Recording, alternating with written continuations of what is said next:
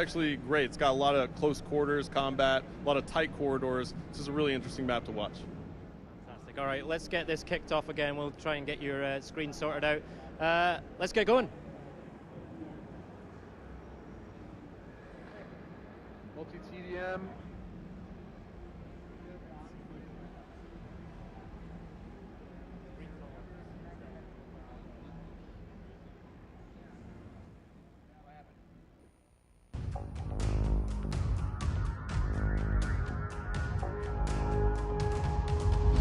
Wow, David, tell us what we saw in Game 1 there. So what we were looking at was a multi-team deathmatch game. So the game supports up to 18 players.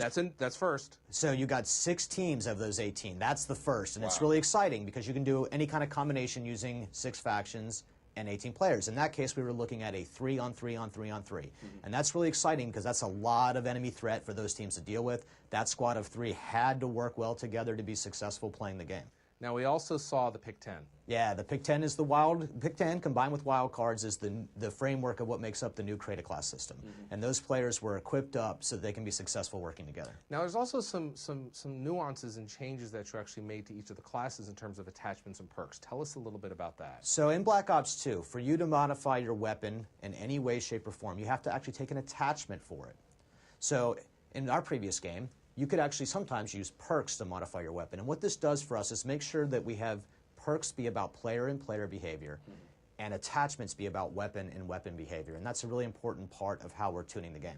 Now, that's actually really different from previous games. Why that decision? So it's really important to us to make that decision because players expect that an attachment would modify the behavior of a gun and not them. So therefore, we could tune how much they modify a gun when they belong to the gun instead of with a player. So it just makes more sense. Yeah, so, if you have something that modifies, say, the hip-fire accuracy of a weapon, it's much better for us if we can attach that to the gun instead of the player, so it doesn't have to modify the hip-fire accuracy across every category of weapon. We can do it specifically for the gun. That lets us tune the guns even better. David, Hardpoint's a brand new mode. Yeah, so Black Ops 2 multiplayer has Hardpoint. Hardpoint is a mode that's inspired by those traditional King of the Hill style play.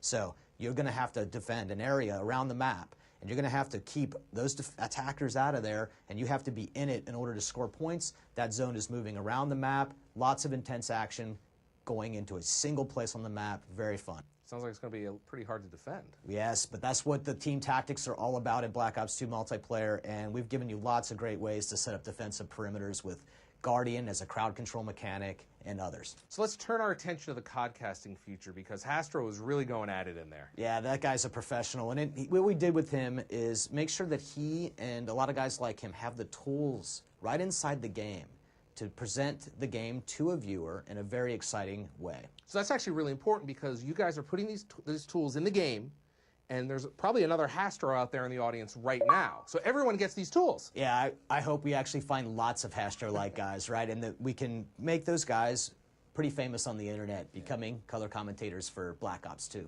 Really exciting. All right, let's get back to gameplay. Hey everybody, welcome back. We're just sorting out a minor technical hitch. We'll get right back to the gameplay as soon as possible. So I'm joined by Hastro and Vaughn in the meantime. And we've been looking through your tweets to the hashtag BlackOps2MP. Keep them coming in. I think we need to tweet Treyarch as well, right? And we want to answer your questions. We want to hear what you think about the game, the new features. We've got a few up here. So @iBonkers says, I'm going to use that codcasting so much. Now, and I've been thinking about this, Hastro, right? You've had it pretty easy lately, right? But you're going to get lots of competition with this new codcasting feature. Hey, you know what? The more the merrier, honestly. I really would love for the community to embrace that feature, codcasting. And you know what? It's actually also great when you can take it into theater mode, right? So you'll be able to potentially, it's in development, but potentially be able to record your gameplays and cast them out after in theater mode. So you'll take your saved gameplays and you can kind of work with the codcasting features, remove the elements of the HUD, customize the way your screen looks whenever you have that gameplay saved. Yeah, that's exactly right. And not a lot of people know about that right yet. So when you go into the theater, you can actually pull up codcasting from a game that's already been played. So imagine that everybody can practice being a codcaster, and you're going to see a lot of guys who create video on demand of some of these top games that get played. I think it's going to be amazing what happens. Yeah, absolutely, absolutely. And Vaughn, when we talked the other night, one of the things that you said that really stood out for me was that you see an opportunity to bring esports to the masses, and you reckon that Black Ops 2 is the game that can do it. How important is it for you to work with that esports community and bring it out so that everyone can get the benefit? Yeah, we spent a lot of time over the last couple of months, and even before that, thinking really hard and critically about what does it mean to actually bring this feature to the masses. And it actually takes a lot of things. The first thing that we have to do is we have to make it a sport. To make it a sport, we have the feature called League Play, and that uses skill-based matchmaking, so players can play with people of their skill level. Competition is fun at any level. This is not just for these super hardcore pro players. It's just really good to compete with somebody who's at your skill level. You should win, and you should lose equally.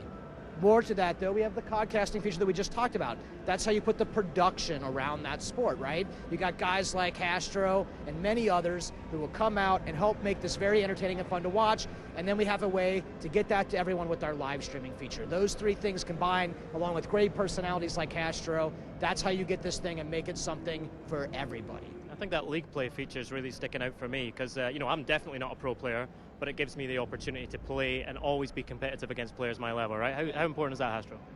It's extremely important.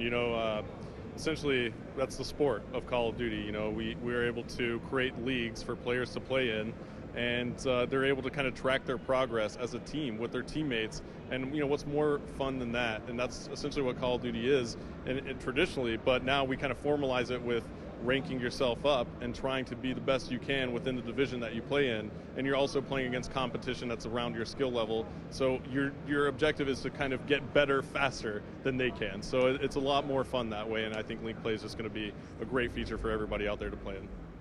Okay, another tweet we pulled off this stream here is from @WTG_Mollypop, who's really digging the listening in feature on codcasting, right? And I think that's one of the other new features that once you experience it and hear it, it's great because you can really get in the huddle with the team and hear what they're talking about. Again, what was the driving force behind that? Of all the people for you to pull off the stream, we actually know her. Good, very good to see you. So, listen, I think it's really amazing that you can do the listen-in feature. So, this is about being inside the huddle.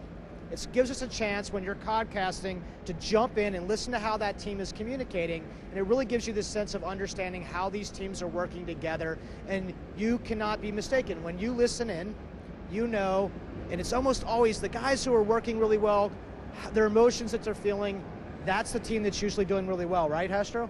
Yeah, absolutely. So we took a listen in right there in that second round with Envious, and when they're in the lead, and you hear their communication and how well they're strategizing together and making sure that they're working as a team. And it's just so much fun to hear the players talking. I mean, ultimately we're watching them play, so why not be able to hear a little bit about what they're talking about? Very good. So we are going to we keep those tweets coming in. The hashtag is Black Ops 2 MP. In the meantime, we're going to hand over to Major Nelson. Thank you, Graham. Black Ops 2 MP, that's where you want to send your tweets. I'm here with Mark Lamia. Mark, before we get back to gameplay, I want to talk to you a little about what it's like running the studio. I mean, there's tremendous trade-offs. Give us a little bit of glimpse behind the scenes. Yeah, you know what? There's, the team is really ambitious. They're always really going for it. And, I think this is an example of that. The team was really inspired by that world of esports. There's a lot of features in this game, a lot of great new features that are really going to empower players. And, you can't do everything always. We have to make sure that what we're doing well. We have a really great community out there in the esports world, so passionate about the game.